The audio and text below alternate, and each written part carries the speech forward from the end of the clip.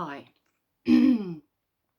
Lots of people say to me quite regularly, to be honest, that I have a nice voice, an unusual accent, which is true, but a nice tone.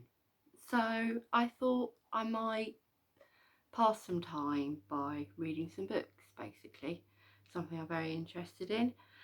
And I went on a creative writing course recently, and we'll be starting a children's literature writing course in January. So I'm looking at some children's authors, and today I've chosen to read a book by Melvin Burgess called Burning Issy. He's most remembered and perhaps most immediately recognised for his book Junk, but I'll start just by reading a little bit about the author, Melvin Burgess. Melvin Burgess is regarded as one of the best writers in contemporary children's literature. He was born in 1954 and was brought up in Sussex, Berkshire. After leaving school at 18, he began training as a journalist. He then had occasional jobs, mainly in the building industry. Melvin started writing in his 20s and wrote on and off for 15 years before having his first book, The Cry of the Wolf, published in 1990. In 1997, his controversial bestseller Junk won the Guardian's Children's Fiction Award for the Carnegie Medal. It was also shortlisted for the 1998 Whitbread Children's Book of the Year. 4 of his novels have been shortlisted for the Carnegie Medal: The Cry of the Wolf, An Angel for May, The Baby and Fly Pie, and The Ghost Behind the Wall. Melvin now writes full-time and lives in Manchester with his wife and their 2 children. And I've already looked this up. This was published in 1992, so some time ago now. Right. The preface. The Christian God is the God of love, the Bible teaches us, but the Church has not always remembered. In 1613, 8 people were hanged at Lancaster. Just a few of the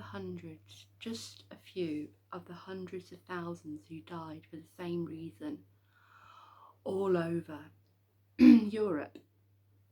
They have been found guilty of witchcraft.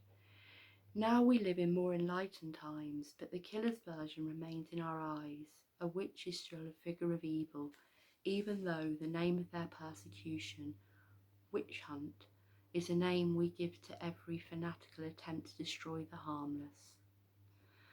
Many of those killed were simply old or ugly or poor or victims of religious bigotry or frightened neighbours. But the idea remains that some really were witches, not old ladies in tall black hats, but the survivors of an old religion that worshipped nature. What might these people have been like? They were not rich or powerful.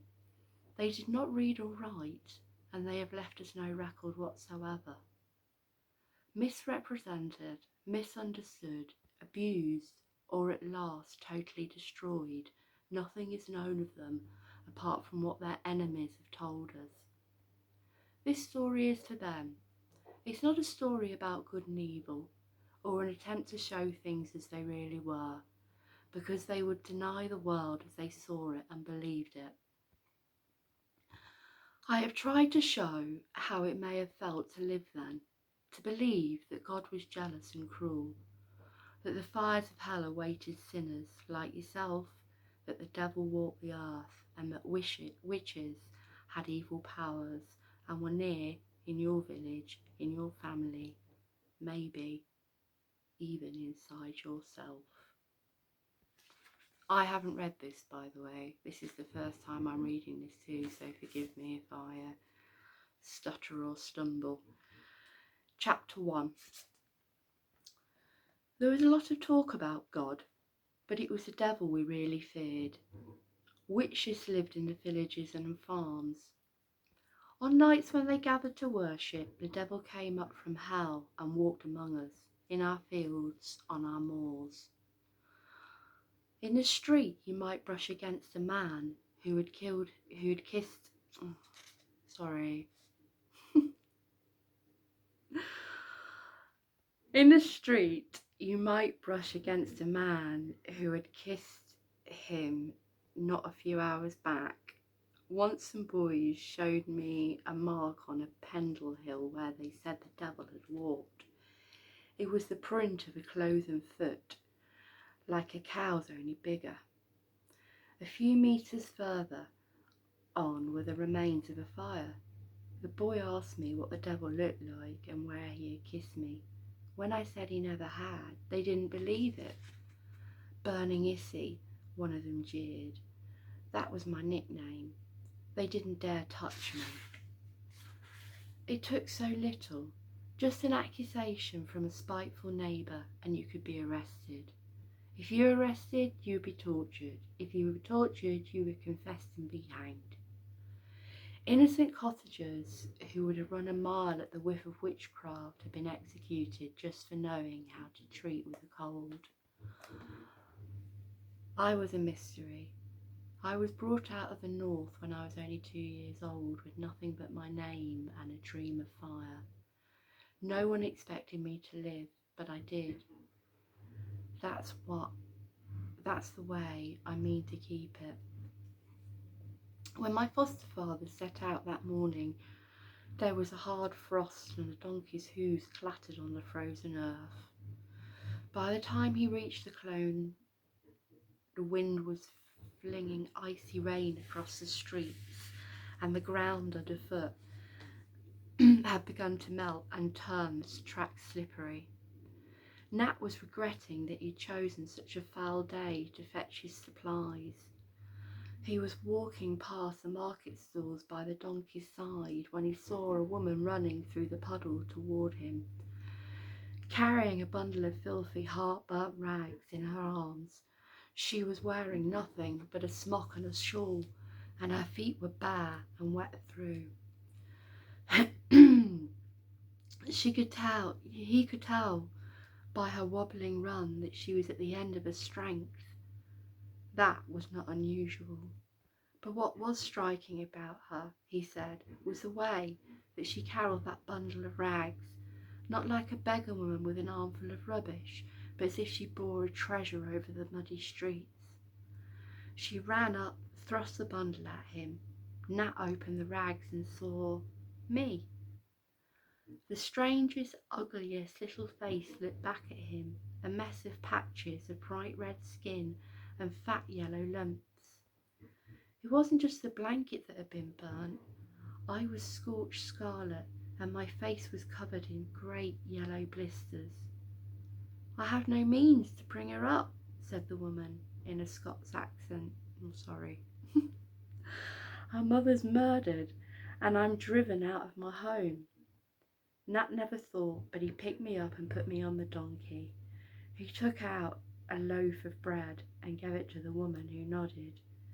They walked on a few steps and then turned back to look at one another, and they both laughed because if Nat had swapped the baby for bread.